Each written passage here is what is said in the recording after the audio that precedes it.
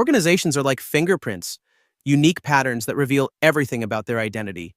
But unlike fingerprints, these patterns can actually predict a company's success or failure. That's such an intriguing way to think about it. How did researchers even begin to identify these organizational personality types? Well, it turns out there are 5 distinct patterns that keep showing up across different companies. And what's fascinating is how they mirror human psychological patterns. Take Virgin Group under Richard Branson. It's what we call a dramatic cyclothymic organization, constantly seeking attention and running on pure entrepreneurial energy. Hmm. So it's like the corporate equivalent of that friend who always needs to be in the spotlight?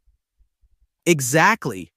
And just like that friend, it can be both incredibly charismatic and somewhat exhausting.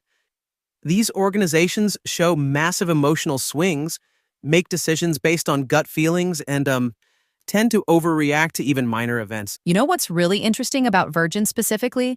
Their stock price volatility is actually 20% higher than industry average, which totally fits this pattern. That's a perfect data point. And speaking of patterns, let's talk about suspicious organizations, like the FBI under J. Edgar Hoover. These places operate with this constant undercurrent of paranoia, where every memo might have a hidden meaning and every new hire could be a potential threat. Well, that must create some seriously intense workplace dynamics. Oh, you have no idea. Studies show that suspicious organizations typically have 40% higher employee turnover rates than their industry peers. But here's the wild part. In moderation, this suspicious nature can actually be a competitive advantage. It helps companies spot real market threats before others do. Like how Intel's famous paranoia about competition helped them dominate the processor market for decades? Exactly right. Now, let's look at compulsive organizations. Think IBM under John Akers. These companies are so focused on rules and procedures that they literally paralyze themselves with analysis. Did you know they lost over $8 billion before finally changing course? That's just staggering when you think about it. How does an organization even get to that point? Well, it's like death by 1,000 paper cuts, or in this case, death by 1,000 procedures. Every decision needs 3 approvals. Every strategy needs 5 reviews.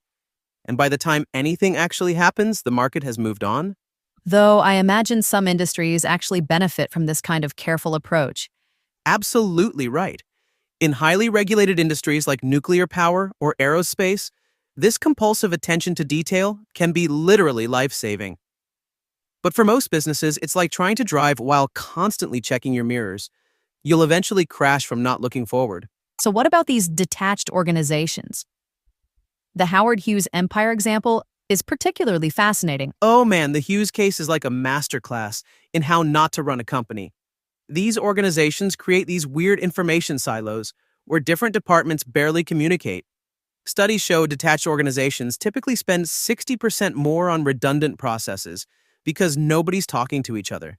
And finally, we have the depressive organizations, like Disney after Walt died. Right. And what's fascinating about Disney's case is that their stock basically flatlined for almost a decade after Walt's death.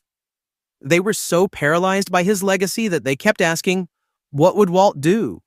Instead of what should we do now? That really shows how these patterns can become self-reinforcing cycles. And that's really the key insight here. These patterns aren't just theoretical models, they're predictive tools.